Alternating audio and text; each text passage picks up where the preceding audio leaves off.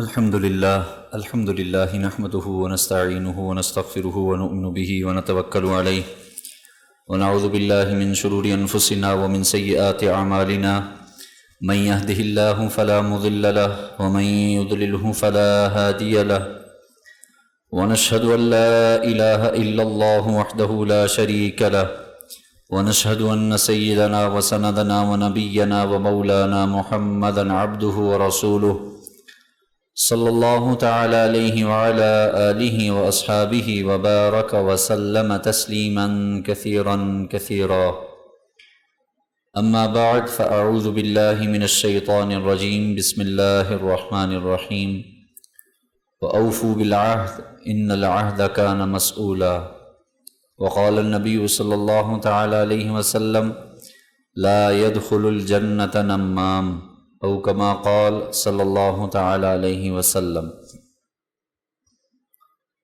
قرآن مجید کی ایک آیت کا حصہ اور رسول اللہ صلی اللہ علیہ وسلم کی حدیث مبارکہ تلاوت کی ہے۔ اللہ تعالیٰ سے دعا ہے اللہ تعالیٰ صحیح معنوں میں بات کرنے، سننے، سمجھنے، سمجھانے اور ہم سب کو اس پر اخلاص کے ساتھ عمل کی توفیق نصیب فرمائیں۔ یہ جو میں نے آپ کے سامنے آیت تلاوت کی ہے، اس آیت کا تعلق وعدے کے ساتھ ہے۔ قرآن کریم میں اللہ تعالیٰ نے فرمایا ہے وَأَوْفُوا بِالْعَهْدِ، وعدوں کو پورا کرو۔ ان العہد کان مسئولا، بے شک وعدوں کے بارے میں پوچھ گچھ ہوگی، سوال جواب ہوگا کہ بھئی تم نے اگر کسی سے وعدہ کیا ہے تو اس کو پورا کیا ہے یا نہیں کیا ہے۔ ایک وعدہ تو یہ ہے کہ میں آپ سے یہ وعدہ کروں جی میں آپ سے انشاءاللہ یہ وعدہ کرتا ہوں کہ میں کل آپ سے ملوں گا، ایک وعدہ تو یہ ہے۔ ایک وعدہ یہ ہے کہ بھئی میں آپ کو ایک بات بتانے لگا ہوں، ایک راز بتانے لگا ہوں، آپ مجھ سے وعدہ کریں کہ یہ بات آپ کسی کو نہیں بتائیں گے۔ دونوں صورتوں میں پوچھ گچھ ہوگی، ظاہر ہے دونوں صورتوں میں آپ نے وعدہ کیا ہے۔ ایک وعدہ یہ ہے کہ آپ نے براہ راست ایک شخص کے ساتھ وعدہ ہے، دوسرا یہ ہے کہ اس کی بات کا وعدہ کیا ہے، راز کا وعدہ کیا ہے کہ بھئی میں آپ کے راز کی حفاظت کروں گا۔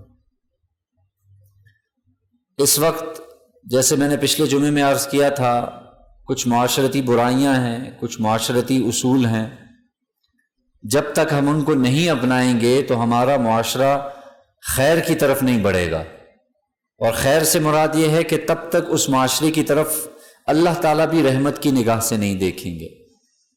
انہی اصولوں میں سے ایک بہت اہم اصول پچھلے ہفتے عرض کیا تھا کہ نسبت کی قدر، جس کے ساتھ جو نسبت متعلق ہو جائے، مل جائے، آپ نے اس کی قدر کرنی ہے۔ آج عرض کرنے کا مقصد یہ ہے کہ ایک مسلمان بھائی اگر آپ کے ساتھ اپنا راز شیئر کر رہا ہے، آپ کو اپنا رازدار بنا رہا ہے، تو اب آپ کسی بھی طور پر آپ کے لیے جائز نہیں ہے کہ اب آپ اس کے راز کو افشاں کریں، اس کے راز کو لوگوں کے سامنے بیان کریں۔ اور ایسے شخص کے بارے میں ہے کہ بھئی ایسا شخص اللہ کی رحمت سے دور ہو جاتا ہے جو شخص کسی مسلمان بھائی کے راز کو فاش کر دیتا ہے، لوگوں کے سامنے بیان کرنا شروع کر دیتا ہے۔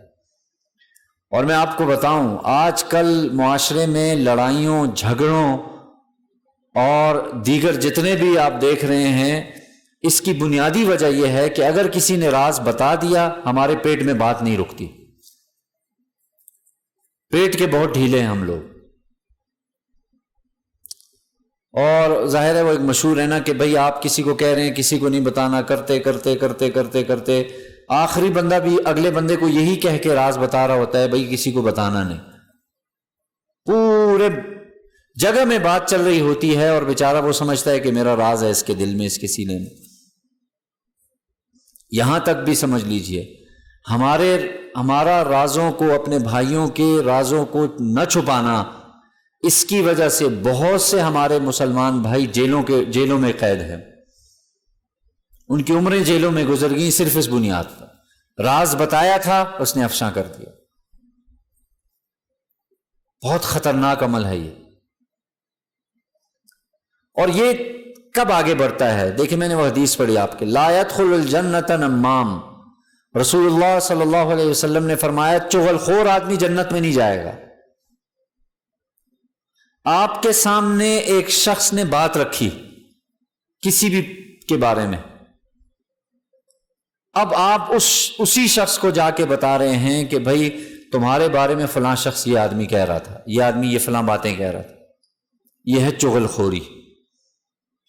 یہ بھی یعنی راز کو یعنی افشاں کرنے والی ترتیب پر ہے کہ آپ کو ایک آدمی ہوتا ہے نا، انسان ہے، انسان کمزور ہے، آپ کو کہہ رہے ہیں یار فلاں آدمی کے بارے میں یہ بات پتہ چلی ہے، یا 100 باتیں، آپ شکر کیا آپ نے کہ مجھے اس نے بات بتائی، آپ فوراً اس کے شخص کے پاس چلے گئے اور آپ نے کہا یار آپ کے بارے میں یہ شخص یہ باتیں کرتا ہے۔ امام غزالی نے اس چغل خوری کی تعریف یہ کی ہے، نقل الکلام بنیت الفساد، آپ کسی شخص کی بات دوسرے تک پہنچا رہے ہیں فساد کی نیت سے، اور ہمارے معاشرے میں ہوتا ہی فساد ہے، کر رہے ہیں چغل خوریاں دڑا دڑ۔ یہ بچوں کی بیماری تھی نا، یہ بچوں میں تھی، یہ اب یہ ہر شخص کی بیماری ہے۔ پہلے بچوں کی کلاس میں دیکھیں اسٹوڈنٹس ایک دوسرے کے بعد سارے اس نے پینسل لے لی، اس نے ریزر لے لی، یہ چلتی نہیں، چغل خوریاں چلتی رہتی تھیں۔ اب کیا ہے، اب فساد کی نیت سے کلام کو منتقل کیا جا رہا ہے، اور یہ بیماری بڑوں میں بھی ہے، اور بچوں کو یعنی بڑوں کی دیکھا دیکھی بچوں میں یہ بیماری پھیلتی ہے، اور پھر کرتے کرتے یہ بڑے ہوتے مرتے دم تک یہ بیماری چلتی رہتی۔ اسلام ایک مکمل، ہم سنتے ہیں نا، اسلام ایک مکمل ضابطہ حیات ہے، زندگی گزارنے کا تمام شعبوں کے اندر اسلام نے ہمیں ایک طریقہ دیا ہے۔ یہ صرف کہنے یا سننے کی بات نہیں ہے، واقعتاً اسلام ایک مکمل ضابطہ حیات ہے۔ واقعتاً اسلام سمجھا رہا ہے کہ جہاں تمہارا معاشرے میں یہ برائی دیکھو، وہاں پہ سمجھ جاؤ یہ بیماریاں چل رہی ہیں۔ اور دیکھیں رسول اللہ صلی اللہ علیہ وسلم نے اسلام، میں نے عرض کیا نا، صرف محدود نہیں ہے، اسلام ہر جگہ پھیلا ہوا ہے۔ آپ جس شعبے سے تعلق رکھتے ہیں اس شعبے میں آپ کو اسلام ملے گا، ایسا ہو ہی نہیں سکتا کہ آپ کو اسلام نہ ملے۔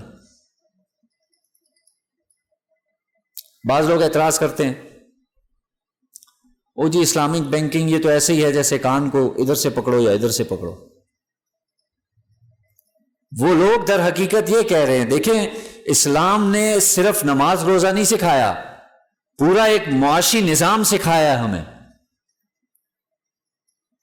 یا تو آپ کہیں کہ اسلام نعوذ باللہ نامکمل ہے، اسلام نے سود کے بغیر جینا نہیں سکھایا، ایسا نہیں ہے۔ اسلام نے 100% سکھایا ہے، اللہ جزائے خیر دے ہمارے ملک پاکستان کی اتنی بڑی شخصیت حضرت مفتی تقی عثمانی صاحب کو، آپ سوچ نہیں سکتے اللہ نے کیا مقام دیا، معیشت میں جو گرفت اللہ نے ان کو دی ہے۔ ہمارے استاذ فرماتے ہیں کہ 2 آدمی کبھی بھی اس چیز کو نہیں سمجھ سکتے، اسلامی معیشت کو۔ ایک جس آدمی کو اسلامی معیشت کا نہ پتا ہو وہ نہیں سمجھ سکتا، ایک وہ آدمی جس کو بینکنگ کا نہ پتا ہو وہ نہیں سمجھ سکتا۔ اور اعتراض کرنے والے بہت، وہ یہ کہہ رہے ہیں کان کو ادھر سے پکڑو ادھر۔ زندگی گزار دی ایک شخص نے، 50-60 سال فتوے کی لائن میں ہو گئے، 30-40 سال بخاری شریف اور حدیث پڑھاتے ہو گئے، 25-30-50 سال تفسیر پڑھاتے ہوئے ہو گئے۔ وہ نعوذ باللہ کو بیوقوف ہیں کہ وہ سارے معاشرے کا کندھے کا جو بھی ہے وہ اپنے کندھے پہ رکھ کے بندوق چلا رہے ہیں۔ پورا مکمل ضابطہ حیات اسلام۔ ایک دفعہ آپ علیہ السلام ایک مجلس میں بیٹھے تھے، صحابہ آپ کے سامنے تھے، حضرت ابو ذر غفاری رضی اللہ تعالیٰ عنہ،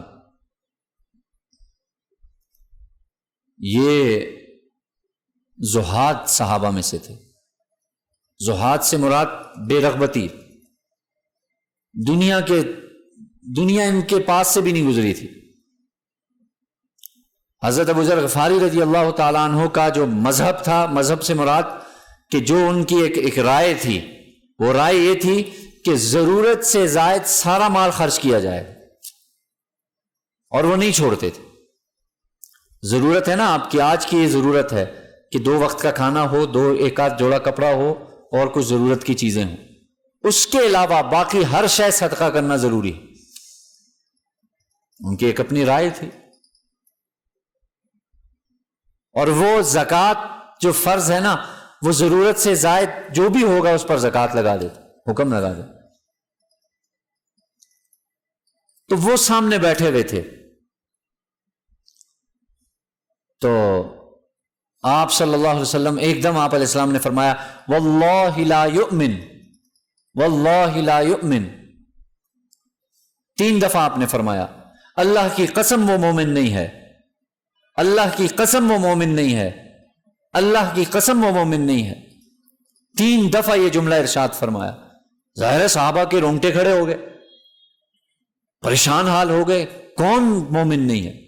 یہ حضرت ابو ذر غفاری رضی اللہ تعالیٰ عنہ یہ موجود تھے۔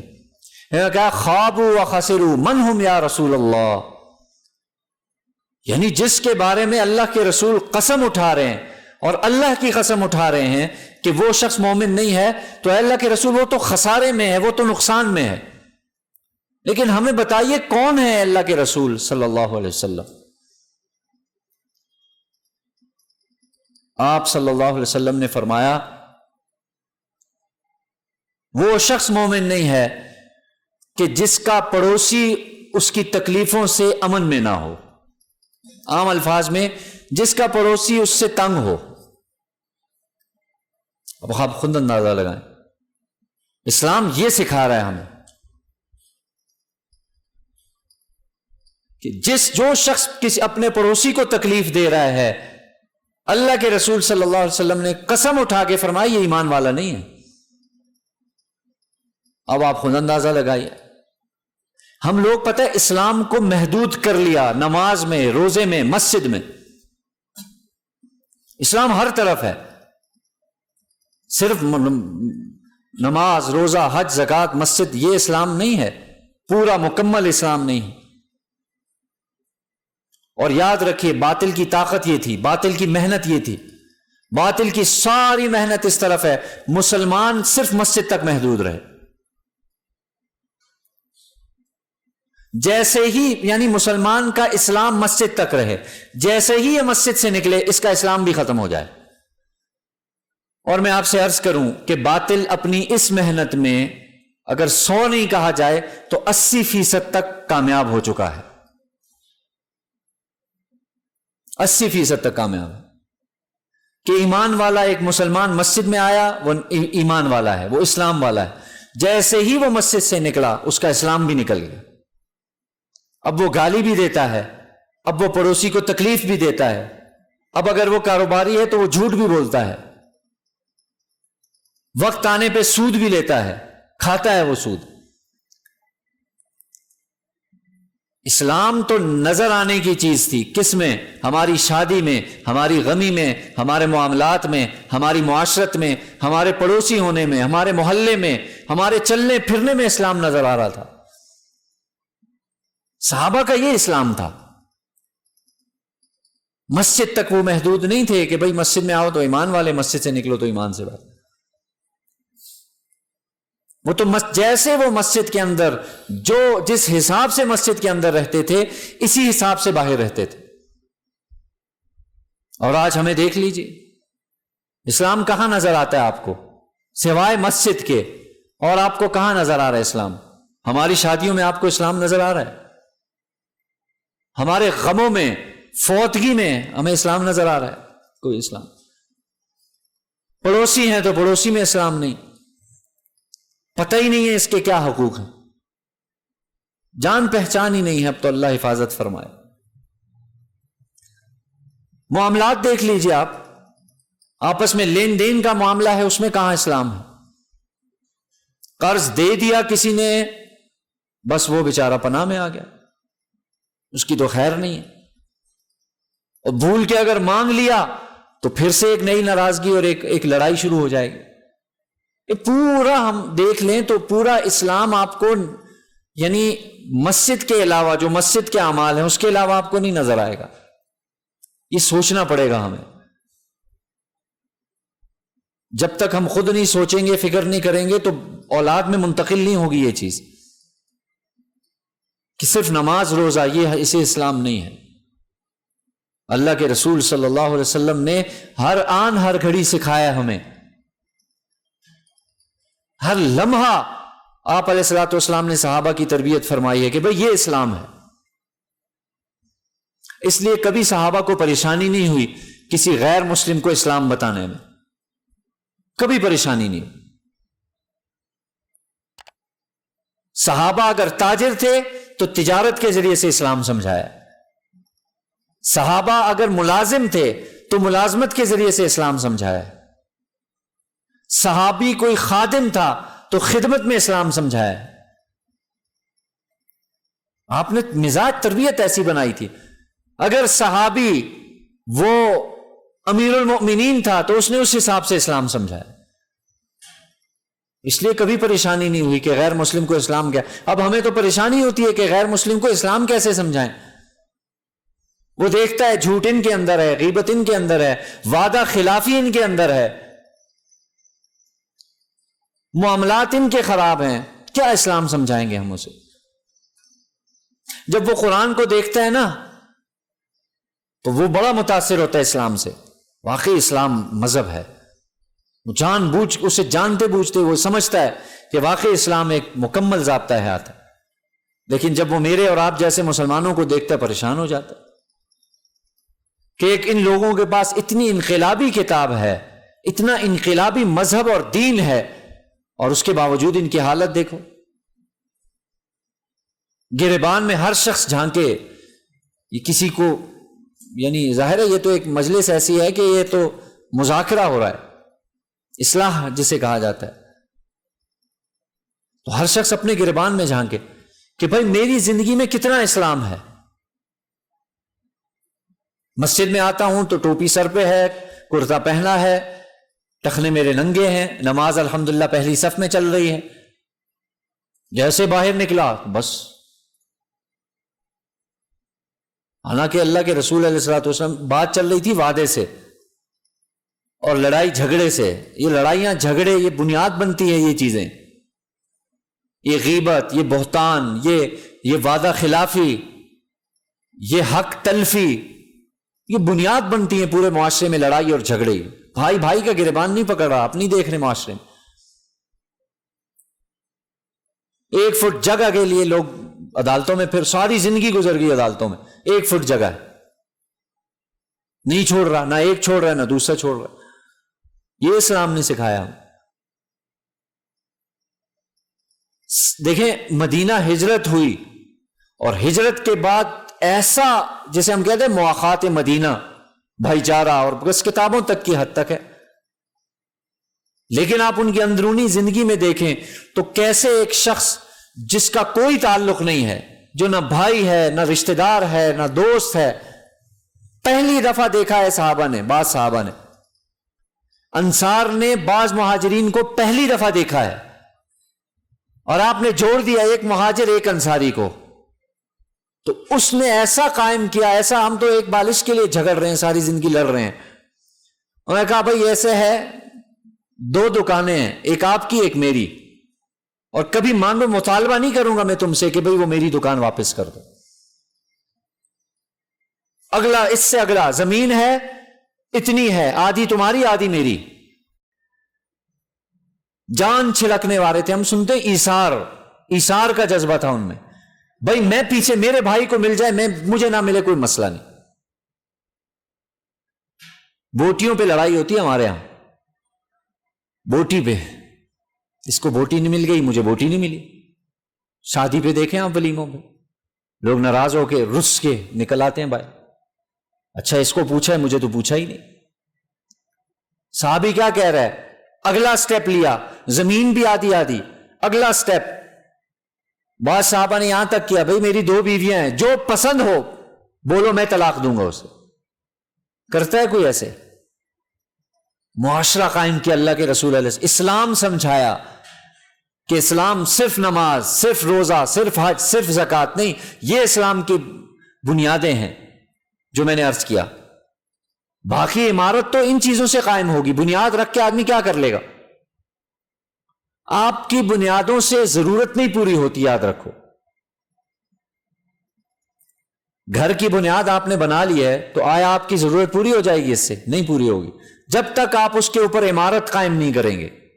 یہ جو میں نے جتنی باتیں عرض کی یہ اسلام کی عمارت ہیں۔ بنیاد تو کلمہ، نماز، روزہ، حج، زکوٰۃ، یہ بنیاد ہے، اس کے بغیر تو ظاہر ہے کوئی چارہ کار نہیں، لیکن عمارت بھی تو چڑھانی ہے، اوپر بھی تو جانا ہے۔ اس کے لیے آپ صلی اللہ علیہ وسلم نے صحابہ کی یہ تربیت فرمائی ہے۔ ہر صحابی ایک دوسرے پر قربانی دینے کے لیے تیار تھا، ہر صحابی۔ پتہ چلا یہ اس کو یہ مسئلہ ہے، صحابہ کھڑے ہو گئے، ہم کھڑیں گے، اللہ کے رسول ہم کس لیے ہیں؟ اس مزاج بنانے کی ضرورت ہے۔ بہرحال مسئلہ تو یہاں سے چھڑا تھا وعدہ خلافی، وعدہ جو ہم توڑ رہے ہیں آج کل، اور کسی مسلمان بھائی نے راز بتایا، اس کے راز کو افشاں کر دیا ہم نے، اور غیبت کا عمل، بیٹھے اور بیٹھ کے غیبت کرنے لگ گئے۔ اللہ معاف کرے، اب تو ایسا ہو گیا ہے غیبت کی مجالس ہمیں اچھی لگتی ہیں۔ جس مجلس میں غیبت ہوتی ہو نا، آپ اندازہ لگائیں وہ مجلس ہمیں اچھی لگتی ہے۔ اچھا ہے کسی کے پیچھے لگے رہتے ہیں، یہ مزہ آتا ہے، کانوں کی عیاشی ہے، کانوں میں لطف آتا ہے، ہاں اس کی بات کر رہے ہیں، اس کی بات کر رہے ہیں، اس کی بات کر رہے ہیں، کوئی نہ ملا تو کسی نہ کسی کو لے لیا۔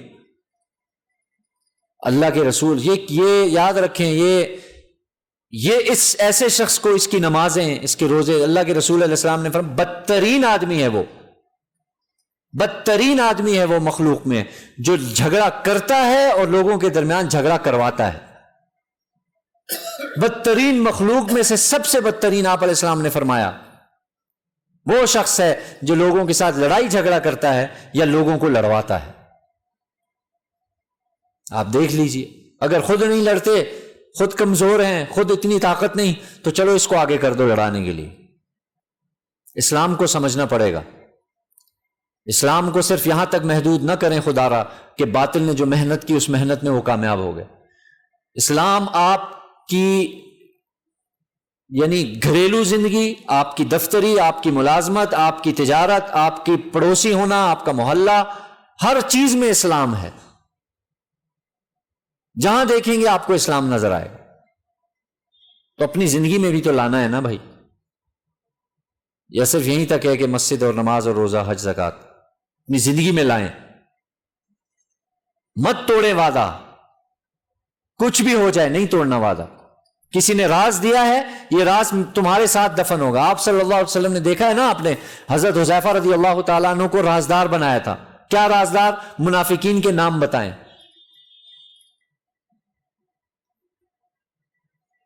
ان کے ساتھ ہی دفن ہوئے نام۔ آپ علیہ السلام نے فرمایا یہ کسی کو نہیں بتانے، میں تمہیں بتا رہا ہوں کہ کل کا نہ کوئی ایسا معاملہ ہو تو پھر بتا سکو۔ حالانکہ اللہ کے رسول بھی جانتے تھے، اللہ نے بتا دیا، اور ہر صحابی جانتا تھا، پتہ تھا منافقین کا، ہر صحابی جانتا تھا۔ لیکن حضرت حذیفہ رضی اللہ تعالیٰ عنہ نے، یعنی وقت کے امیر المؤمنین ہیں، وہ چاہتے تو ان سے اگلوا سکتے تھے، حضرت عمر رضی اللہ تعالیٰ عنہ، یا اس سے پہلے جو پوچھا، حضرت عمر کا روب دبدبا تھا، تو کیا کہا؟ حذیفہ میں تم سے یہ نہیں پوچھتا کہ منافقین کے مجھے نام بتاؤ، بس یہ بتا دو کہ ان منافقین میں میرا نام تو نہیں ہے۔ حضرت عمر رضی اللہ تعالیٰ عنہ کا دیکھو، ہر صحابی اپنے ایمان کی فکر میں لگا رہا، یہ بھی بڑی زبردست بات۔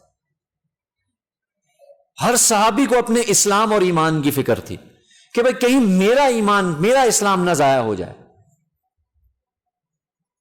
انہوں نے نہیں فکر کی کہ بھئی میرے بچوں کا کیا ہوگا، میری بیوی کا کیا ہوگا، میرا ملازمت، میرا کاروبار کیا ہے، انہوں نے فکر اسلام کی ہے، فکر ایمان کی ہے۔ حضرت ابو بکر جیسا صحابی رضی اللہ تعالیٰ عنہ، جو کسی گھاس کو دیکھ کر یہ کہہ دے کہ بھئی یہ مجھ سے اچھا ہے، یہاں تک بھی آتا ہے کہ جانور کو دیکھ کے کہا کہ کتنا اچھا ہے، کھاتا ہے، پیتا ہے، مرضی ہے تمہاری، اور تجھ سے کوئی سوال نہیں ہو۔ کاش ابو بکر بھی تیرے جیسا ہوتا کہ اس سے سوال نہ ہوتا۔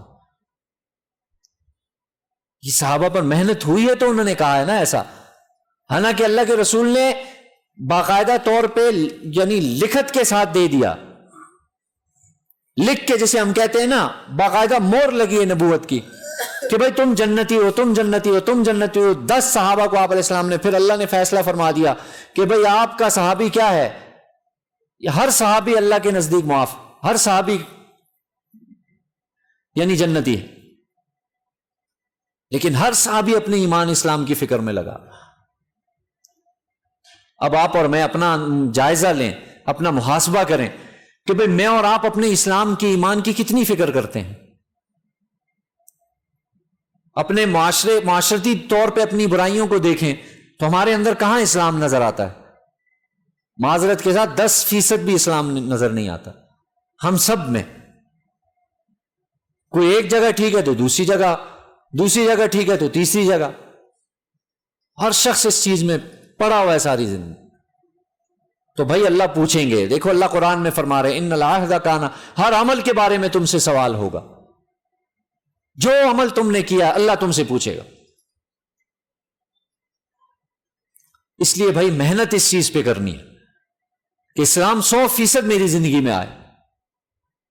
اظہار ہونا چاہیے اسلام کا. میرا ہاتھ اٹھنا یہ ظاہر کرے کہ میں ایمان والا ہوں.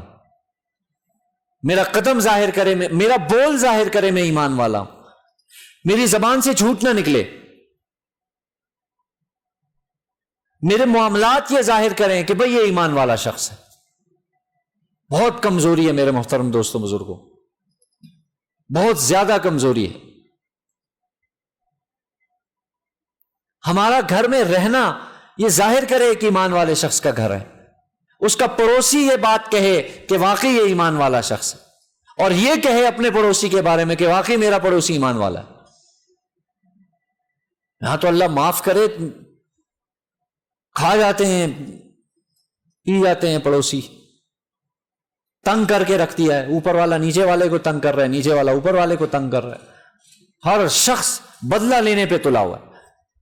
میں اس کو نہیں، بدلہ تو لوں گا اس سے. ساری زندگی اسی میں گزر جاتی ہے. اور یاد رکھیں یہ کرتے کرتے کرتے انسان مر جاتا ہے.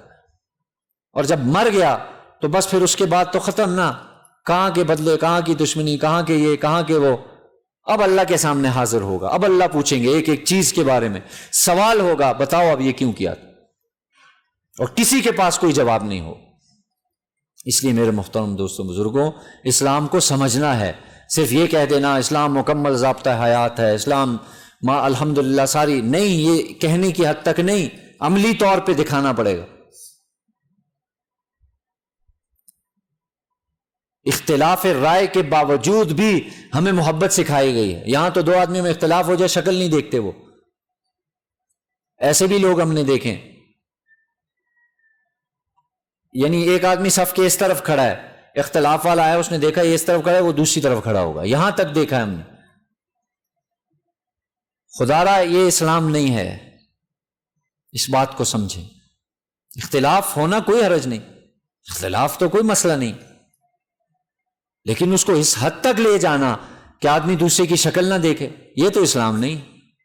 اس حد تک لے جانا کہ گالی گلوچ اور لڑائی تک آ جائے، یہ اسلام نہیں.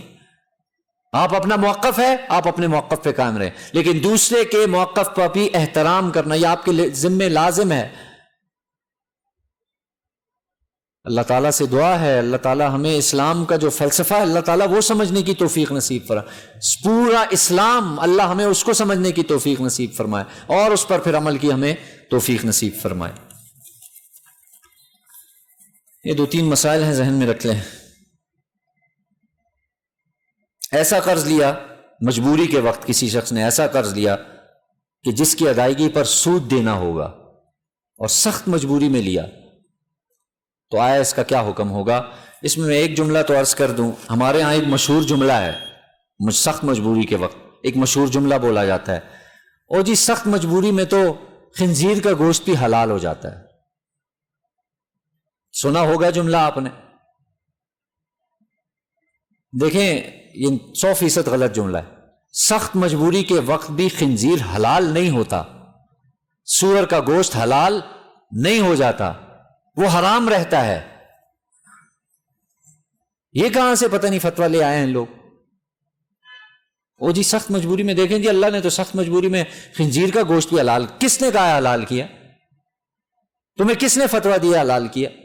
اللہ نے تو قرآن میں کہیں نہیں کہا کہ بھائی قرآن کے الفاظ پڑھنے لگا ہوں. سورہ بقرہ کی آیت ہے فَمَنِ اضْطُرَّ غَيْرَ بَاغٍ وَلَا عَادٍ فَلَا إِثْمَ عَلَيْهِ، بس اتنا ہے. اللہ نے فرمایا جو مجبور ہو جائے، سخت مجبور ہے، تو وہ کیا کر سکتا ہے؟ غیر باغ ولا عادن، دو شرطیں بھی اللہ نے ایک مجبوری، سخت مجبوری جان پہ آ پڑی ہے، تو اب وہ دو عمل ہیں، غیر باغ ولا عادن، نہ وہ بغاوت کرنے والا ہو. بغاوت کسے؟ میں نہیں مانتا، اسلام کو ہی نہیں مانتا، نعوذ باللہ، ایک یہ نہ ہو. ولا عادن، حد سے آگے بڑھنے والا نہ ہو، جتنی ضرورت ہے اتنا ہی کھائے، پیٹ بھرنے کی ضرورت نہیں. زندہ رہنا ہے نا، تو زندہ رہنے کے لیے 2-4 لقمے ہیں تو 2-4 لقمے. فلا اثم علیہ، قرآن نے کہا اس پر کوئی گناہ نہیں ہوگا. یہ کہیں نہیں کہا کہ یہ اس کے لیے وقتی حلال ہو گیا، حرام ہے تو ہے، اب گناہ نہیں ہوگا. بات واضح ہو رہی ہے؟ اس لیے یہ جملہ اپنے دماغوں سے نکال دیں، بار بار نہ دہرائیں، یہ انتہائی خطرناک جملہ ہے. وہ جی مجبوری کے وقت خنزیر کا گوشت حلال ہو جاتا ہے، کوئی حلال نہیں ہوتا، وہ حرام تھا، حرام ہی رہے گا. البتہ سخت مجبوری کے وقت اب آپ کسی نے کھا لیا ان 2 شرطوں کے ساتھ تو وہ حرام ہی رہے گا لیکن گناہ نہیں ہوگا. یہ اللہ نے قرآن کا فیصلہ ہے. اب آ جائیے اس مسئلے کی طرف. سخت مجبوری میں کسی نے قرض لیا سود پر، تو وہ سود حرام تھا، حرام ہی رہے گا، وہ حلال نہیں ہوگا، البتہ گناہ نہیں ہوگا، اللہ کی رحمت سے امید. جیسے اس کی میں مثال دے دوں، کسی کا آپریشن ہے، اب اس نے آپریشن کرا، ڈاکٹر نے کہا جی 1 مہینے کے اندر اندر آپریٹ کرانا ضروری، 4 لاکھ روپیہ خرچ ہوگا، اس کے پاس ہے نہیں، اس نے قرض لیا، اس نے کہا جی میں سود لوں گا. تو اب یہ ظاہر ہے ایسی مجبوری آگے جان پہ آ پڑی ہے، آپریشن کرانا ضروری ہے. تو اب اس نے جو قرض لیا ہے اور اس پر جو سود لے گا وہ ہے تو حرام ہے، 100% حرام، اس میں کوئی گنجائش نہیں. لیکن اب چونکہ بامر مجبوری ہے تو اس صورت میں کیا ہو جائے گا؟ گناہ نہیں ہوگا. اللہ کی رحمت سے امید کہ اس شخص کو اللہ نے جو قرآن میں جو حکم بتایا اس کو گناہ نہیں ہوگا. باقی حرام وہ اپنی جگہ پہ برقرار ہے.